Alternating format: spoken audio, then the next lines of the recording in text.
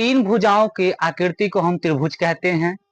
आज हम उस त्रिभुज के प्रकार को पढ़ेंगे। त्रिभुज दो प्रकार के होते हैं, एक भुजा के आधार पर और एक कोण के आधार पर। भुजा के आधार पर हम आपको बता रहे हैं क्या होते हैं, और कोण के आधार पर।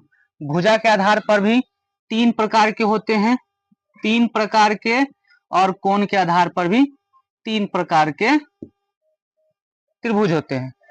तो भुजा के आधार पर पहला होता है समबाहु। समबाहु समबाहु त्रिभुज किसको कहते हैं? जिसकी सभी भुजा आपस में बराबर होती है, इसे हम समबाहु त्रिभुज कहते हैं। एक होती है भुजा जिसकी दो भुजा आपस में बराबर होती हैं, उसे हम सम द्विबाहु त्रिभुज कहते हैं। और जो तीनों भुजा जो आपस में बराबर नहीं होता है, उसे हम विषमबाहु त्रिभुज कहते हैं। कोण के आधार पर भी त्रिभुज तीन प्रकार के होते हैं। पहला होता है समकोण त्रिभुज, और समकोण त्रिभुज की आकृति होती है इस प्रकार की, यानी कि जो एक कोण 90 डिग्री का बनाता है वह समकोण त्रिभुज होता है, यह समकोण त्रिभुज कहलाया।